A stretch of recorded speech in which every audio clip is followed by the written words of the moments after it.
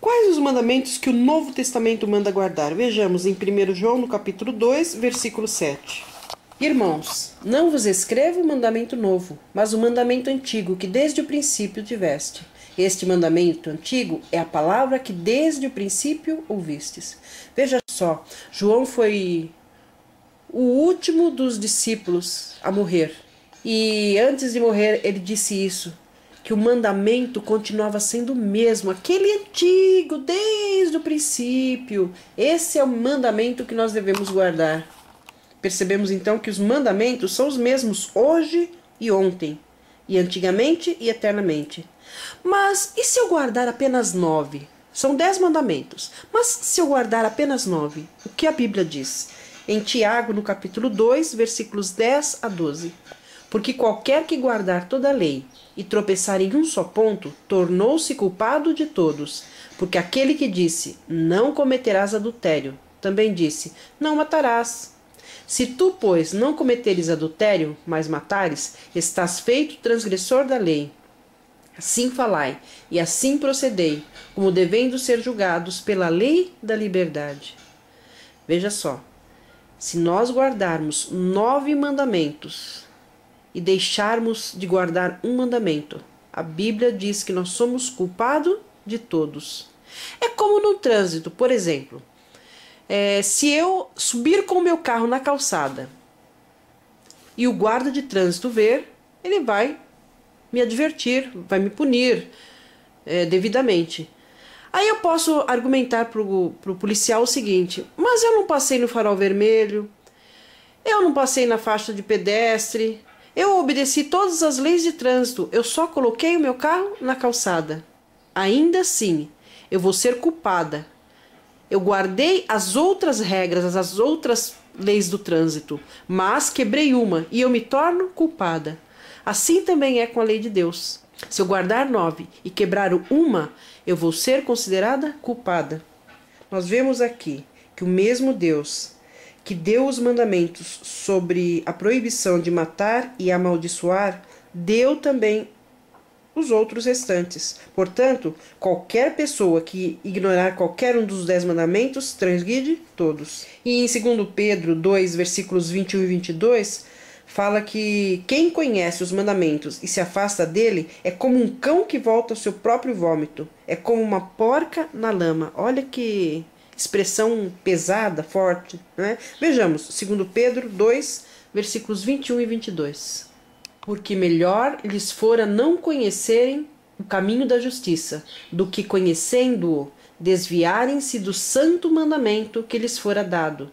Deste modo, sobreveio-lhes o que por um verdadeiro provérbio se diz: o cão voltou ao seu próprio vômito, e a porca lavada ao espojadouro de lama.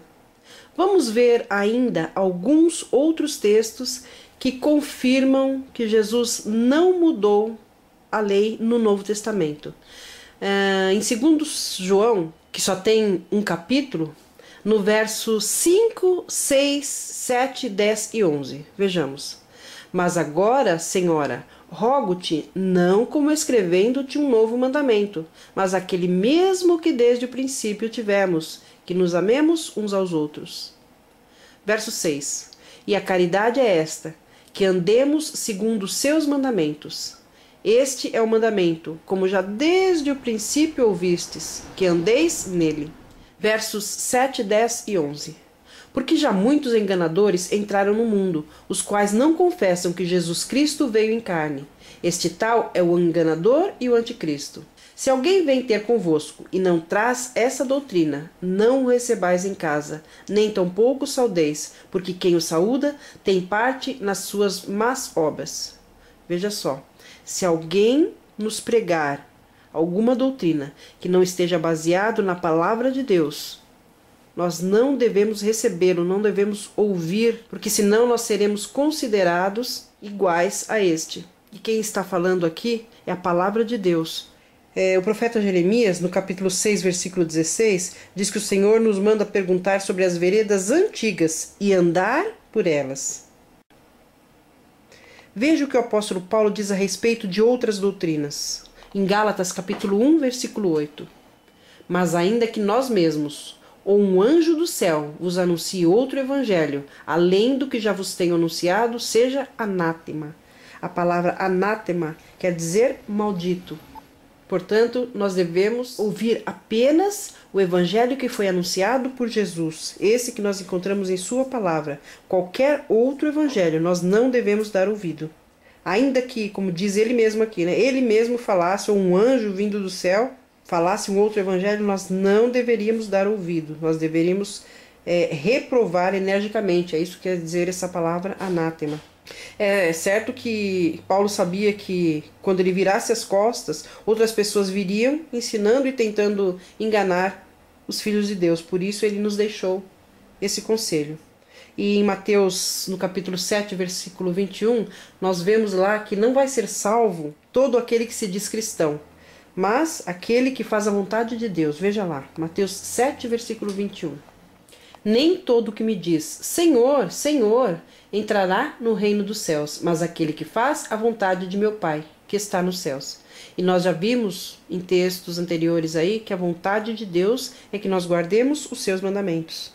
E é interessante que os mandamentos não têm apenas a ver com atos exteriores, tem a ver com o nosso íntimo também. Veja o que diz lá em Hebreus, no capítulo 4, versículo 12. Porque a palavra de Deus é viva e eficaz, e mais penetrante do que espada alguma de 2 gumes, e penetra até a divisão da alma e do espírito, e das juntas e medulas, e é apta para discernir os pensamentos e intenções do coração. E ainda em Mateus capítulo 5, versículos 21 a 28. Ouvistes que foi dito aos antigos, não matarás, mas qualquer que matar será réu de juízo. Eu, porém, vos digo que qualquer que, sem motivo, se encolerizar contra seu irmão, será réu de juízo. E qualquer que disser a seu irmão, raca, será réu de sinédrio. E qualquer que lhe disser, louco, será réu do fogo do inferno. Portanto, se trouxeres a tua oferta ao altar, e aí te lembrares de que teu irmão tem alguma coisa contra ti, deixa ali, diante do altar, a tua oferta, e vai reconciliar-te primeiro com teu irmão, e depois vem e apresenta a tua oferta. Reconcilia-te depressa com o teu adversário, enquanto estás no caminho com ele, para que não aconteça que o adversário te entregue ao juiz, e o juiz te entregue ao oficial e te encerre na prisão. Em verdade, te digo que de maneira nenhuma sairás dali enquanto não pagares o último cetil. Ouvistes que foi dito aos antigos, não cometerás adultério. Eu, porém, vos digo que qualquer que atentar numa mulher para a cobiçar, já em seu coração cometeu adultério com ela. Então, a guarda dos mandamentos não tem apenas a ver com atos exteriores, tem a ver com as nossas intenções, com as intenções do nosso coração. Como diz aí, se um homem olhar para uma mulher com segundas intenções, já aí ele pecou, já aí ele adulterou. Então nós temos que tomar cuidado. Em seus comentários sobre o texto e o 7º mandamento, Cristo demonstrou a natureza espiritual da lei, mostrando que ela tem que ver não somente com os atos exteriores, mas alcança também os pensamentos e as intenções do coração. O 10º mandamento, por exemplo, proíbe a cobiça, ou todo desejo ilícito. A obediência a essa lei, pois, requer não somente a submissão exterior, mas o genuíno serviço de coração. Isso pode ser feito somente por uma alma regenerada, por uma alma que tem a Cristo no coração. Nós, pelas nossas próprias forças, não somos capazes de guardar os mandamentos de Deus. Mas, se nós buscarmos a Jesus, Ele vai nos modificar. Será que existe aqui nessa terra alguém que não tenha pecado? Alguém que não transgrida algum mandamento? Veja o que a Bíblia diz em 1 João, no capítulo 1, versículos 8, 9 e 10. Se dissermos que não temos pecado, enganamo-nos a nós mesmos, e não há verdade em nós. Se confessarmos os nossos pecados, Ele é fiel e justo para nos perdoar os pecados e nos purificar de toda a injustiça. Se dissermos que não pecamos, fazemo-lo mentiroso, e a sua palavra não está em nós. E ainda no capítulo 2, versículo 1. Meus filhinhos, estas coisas vos escrevo para que não pequeis. E se alguém pecar, temos um advogado para com o Pai, Jesus Cristo, o justo. Esses versos deixam claro que se o pecador se arrepender e confessar os pecados ao Pai, ele o perdoa. Veja com que carinho essas palavras são escritas. Meus filhinhos. Existem dois tipos de pecador. O pecador voluntário, que é aquele que peca, que corre atrás do pecado, porque quer. E o involuntário, aquele que corre do pecado, peca sem querer pecar. Antes de conhecer a Jesus, as pessoas corriam atrás do pecado. Mas depois que elas conhecem a Jesus, elas passam a fugir do pecado. Mas ainda de vez em quando acabam pecando, isso involuntariamente. Portanto, se por muita tentação ou provação o fiel vier a cair, se ele se arrepender e procurar a Deus, certamente Deus vai perdoá-lo. Bom, então para que serve a lei se a gente não pode cumpri-la sozinhos? Veja o que diz o livro de Gálatas no capítulo 3, versículo 24. De maneira que a lei nos serviu de aio para nos conduzir a Cristo, para que pela fé fôssemos justificados. Aio aqui é aquele aparelho colocado no animal para direcioná-lo aonde queremos. Assim também, a lei, ela nos conduz a Cristo. Quando nós olhamos para a lei, nós vemos quanto nós somos pecadores, quanto nós erramos, e aí nós nos aproximamos de Jesus e pedimos a Ele que nos perdoe e nos ajude e nos modifique. Esse é o papel da lei, nos conduzir então a Jesus. Na experiência cristã, a pessoa a princípio vê que ela está em trevas.